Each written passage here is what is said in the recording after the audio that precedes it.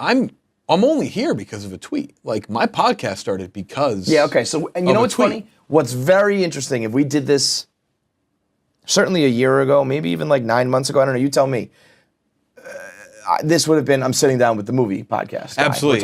We're off the bat, we're talking LCB. Yeah. And we'll talk about that as well, not to put that down in any way, but it's wild how much it's gone from that to the dozen. It is, I mean, compared to like what I went to school with, what my first job was, what I came to here, and now I'm like a hack reality game show host. Yeah. Dream come true. I mean that in a great way. Like, it is awesome. Dude, when I got a taste of it from Survivor, I was like, yeah. I want to do this forever. Like pacing around set and Barstool America was amazing. Everything else, fuck this show, fuck my podcast, fuck everything. Yeah. If I could just do any sort of reality TV, any sort of hosting, oh, it's so cushy, it's so fun. But yeah, I mean, so what was the tweet and how did it start? It was, so this was 2016. This is about a week after the NBA Finals.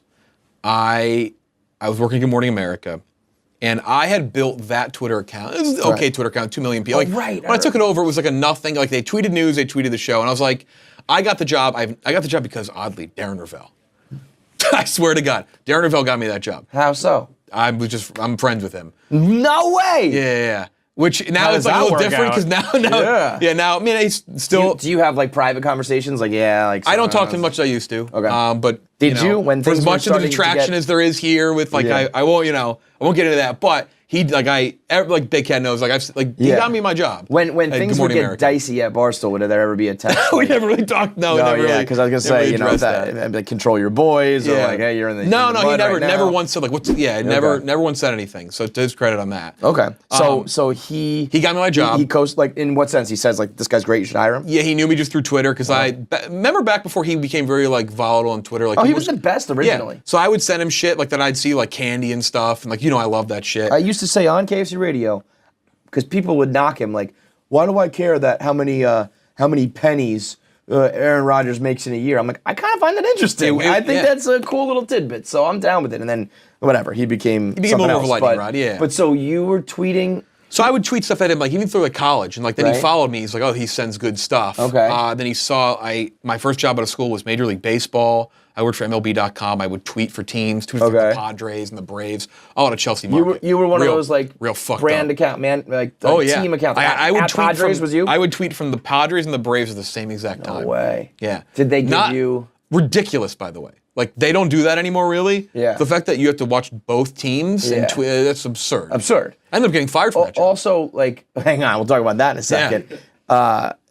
Also, I could imagine now, like, are you allowed to double dip, like, at all? Because I feel like you can't. No, most teams have their own people now. Yeah. So, some teams would only tweet at home, and then they would turn over the road games to whoever was there. MLB Advanced Media. Yeah, wow. And Chelsea market. And did they give you any leash at all, or was it like just keep it clean? Because we as being like a blogger here the whole time, you knew which teams kind of had and which brands, like fucking. Slim Jim or whatever. He's run, he drives me crazy. But in the beginning, it was like, yo, have you seen Slim Jim's tweets? And I feel like certain teams, you knew that too. Like right now, we all know that the Nats account sucks. So we know that. We know who was funny, who was not. So were you allowed to even like you were given jokes and shit? A little leash, but mostly pretty like so-and-so, two-run, whatever.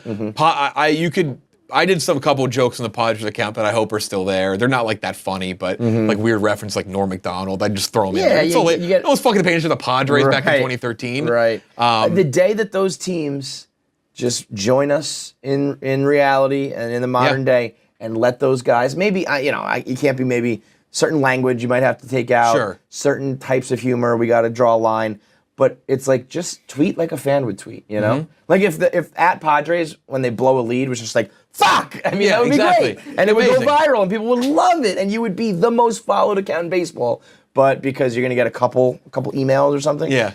But God, the first team that says, run wild, they will be rewarded for it. So wait a minute. Not at all for now. Back to Darren. So at this point, you've never met him? I met him in person. I met him in the city. Okay. Yeah, so I took a year off after college. But at the end of the day, he recommended you just knowing you from Twitter. Moved here, then he said, "Hey, there's a job opening. You're good at social." Good for you. He sent it. I was beyond. Yeah, I was beyond not qualified. Shit. Yeah. Like beyond. Like that's an account. Like Good Morning America. I mean, it's one of the leading news sources in the morning. You say you're not, but you are because at that point. I mean, at that, I had never held a full-time job. I had big internships. I had a very good resume. But how old are you at this point? How old are you right now? I'm 30. 30 now. So I was, what was that, 2000? So I was 25? No.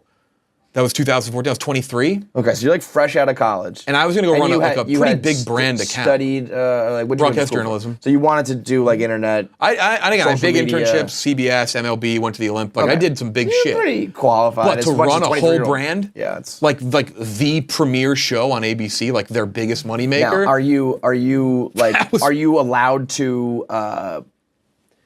Like, are you just tweeting news that they're saying, here's tweet No, they this. said, like, make this brand better. Yeah. It's like, I did stuff. Like, I followed, like, you and Big Cat. Yeah, And, like, well, that's, now that you're saying that, it's jogging my memory, where I remember, I think you gave a nod to Robbie with Mark Hamill or something like Absolutely. that. I brought Robbie in. It's like, I would do stuff on... Like, oh, we got an in with the GMA guy. I basically took Good Morning at GMA and I put it into weird Twitter. I was like, this... To grow this brand and make it go viral, it needs to go viral in weird spots. Because otherwise, while still being clean and all that, but you can get weird. But I would do weird, like I would do some weird things, a lot very pop culture. You reply to Chrissy Teigen. You do funny things. Your people. Yeah, you pick your spots. So I built it up like pretty well. I was very satisfied, at least with the Twitter account. Instagram hadn't hit that like Instagram point yet, where Instagram was like the thing. Yeah. And it was the NBA Finals. Cavs won, and LeBron had that picture of him crying. And they really wanted me, for some fucking reason, to get replies on Twitter and ask if that's the new crying Jordan meme. And I'm like, I can't do that. I can't do that. I just like I have like weird Twitter people, like at the time, not a friend, Trill Ballins, like these people follow the account.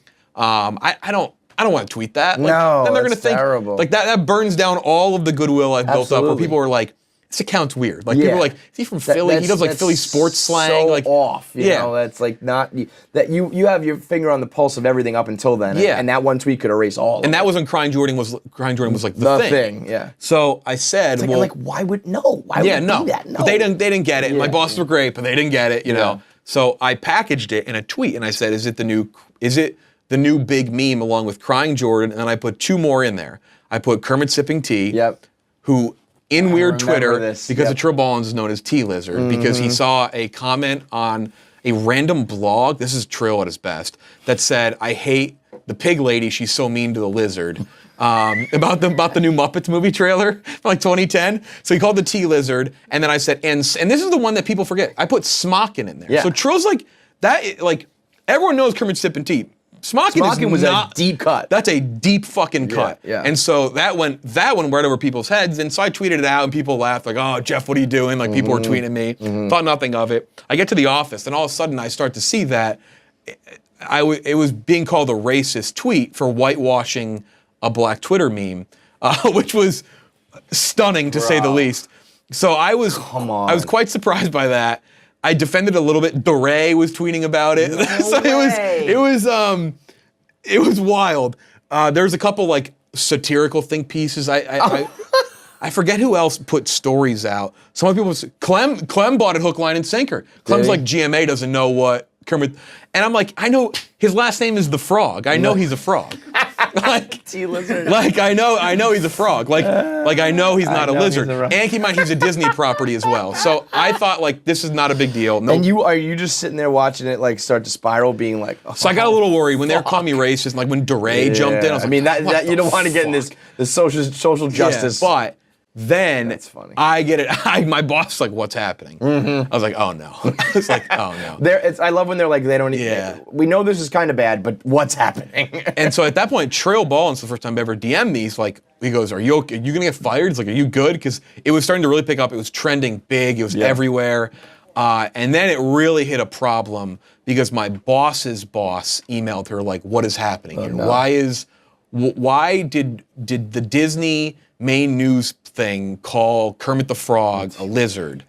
And that is this is so amazing. That's even crazier when you know that for some reason, because of the way Good Morning America structured my job, I didn't answer like a social person. I answered like nobody. I was like a floating job. My boss, her boss, his boss is like pretty high up the chain. So it was from my boss's boss's boss, and that guy's boss is fucking Bob Iger. Right. So like there's my not many chain of more- command to Yeah. CEO, but with that tweet, like now I wasn't below that like in terms of structure of the company. No, but of who course, I answered to was 3 steps below Bob fucking Iger, the CEO of And Disney. you're in trouble because Now of the I don't. Now I fucking know business. Bob Iger didn't see it. I don't think, but the guy below him, who was the president of the Walt Disney Company, Yeah. he saw it and emailed, and it got down the 3 steps that then go to me, and that was the problem. I was like, that's not great. Don't love that.